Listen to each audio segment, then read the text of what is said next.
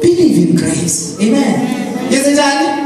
Believe in grace. Love grace. Amen, Bazalwan. Think about grace. Meditate about grace.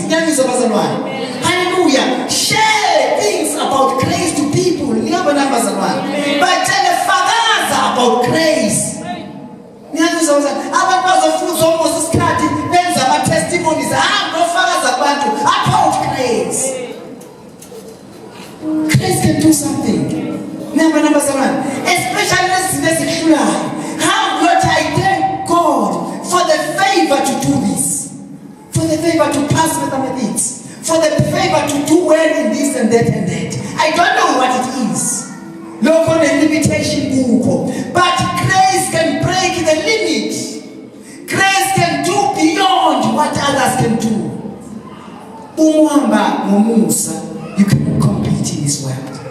You cannot compete on earth. But grace, you must have hope. Whereas 40 grace can resurrect the dead dreams. Amen. Grace can resurrect the dead dreams.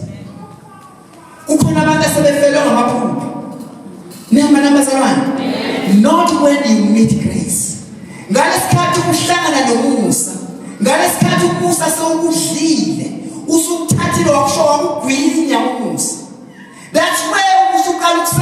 who's resurrected the dream that you had about life, about your own life.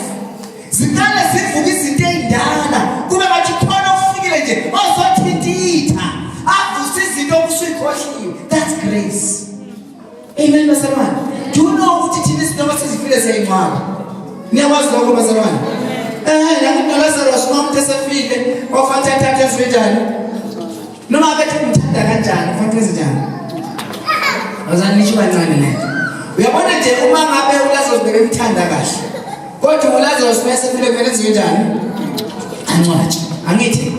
Nadia Gana, who just a shamana, you was Fazani, a Ferengania, a Kala, a Shana Matune. What Meluti, it's only grace that could make a difference. Nanis of Azaman. What Vama hopes come because what Tanganani make grace. What Tanganus? That is why in the Bible, Musha Musa every Timakana Musa Musha. What Musa Musha every morning. Hallelujah. Praise the Lord. If you ignore Musa Bazalwane, you are ignoring your future. Praise the Lord. You are ignoring your life. Praise the Lord. We talk about Musa, we are saved unconditionally. Hallelujah. When is Musa? We are saved. Below Yakumapande, Gwembandele. Praise the Lord. Our body one to what we are saved. Hallelujah. Always believe Musa can provide beyond limit. Musa can provide beyond limit. He has what he is limiting Ozako, but he has what Musa is able to do that which you cannot do. Amen, Bazalwan. And number 3, that Musa can resurrect the dead dreams. Amen. Who was Musa Mapupo as a judge?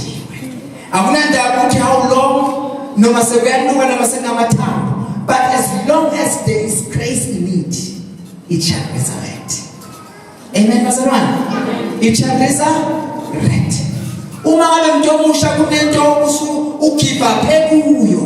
Because we are all as Father, I thank you for your grace. I can do it. Amen, Bazalwan. Apostle Paul myself Musa I can do all things. I can do all things. And true power that works in me. Amen. Hallelujah. You can do all things. You can do what? You can do all things.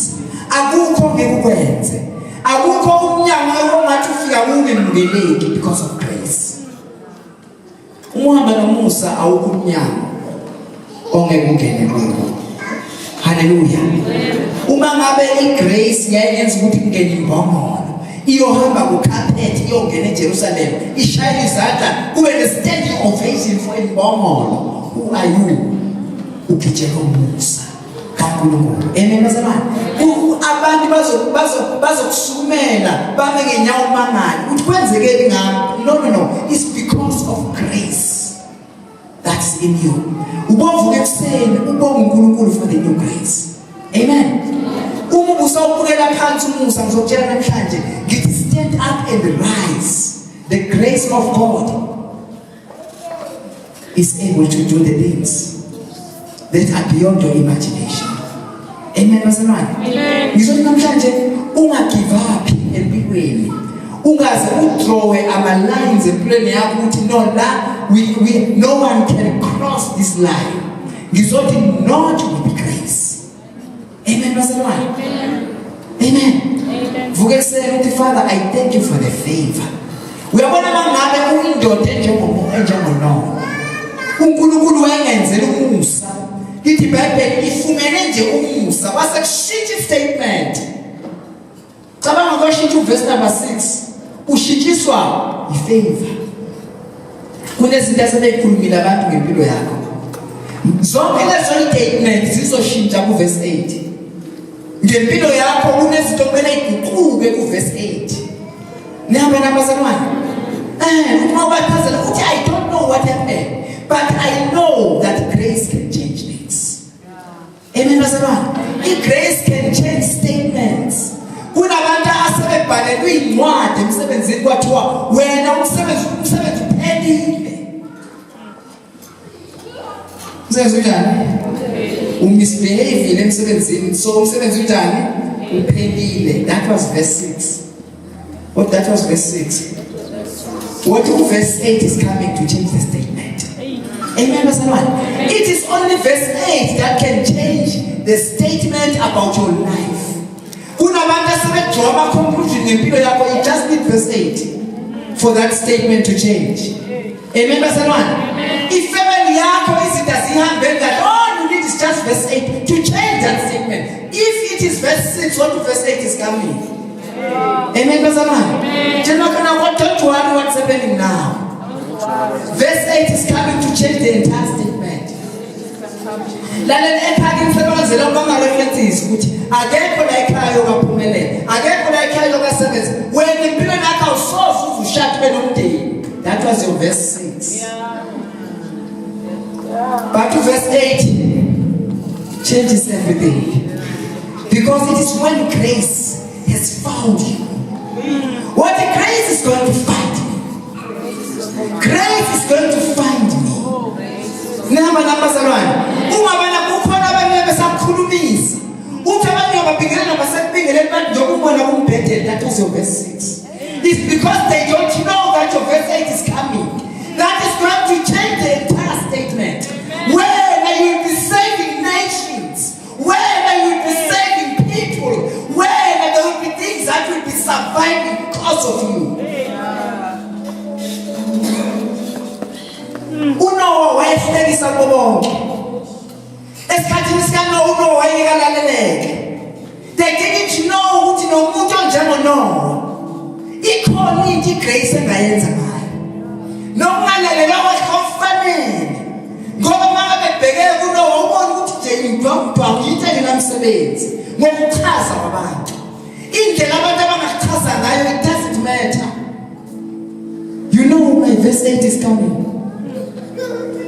Where favor is going to find me and change the entire statement. And then you begin to save the lives of people. Some of them, they were laughing at you. Some of them, they were wishing you bad. Hallelujah. It doesn't matter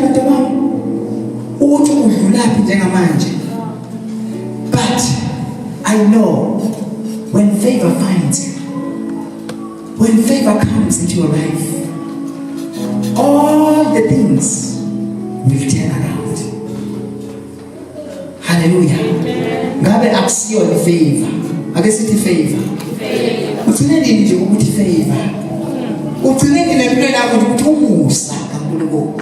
Ngiyabathanda abantu abathi I now depend on God entirely. Ngiyabathanda abantu abanjalo. But I realized there is nothing that I can do on my own.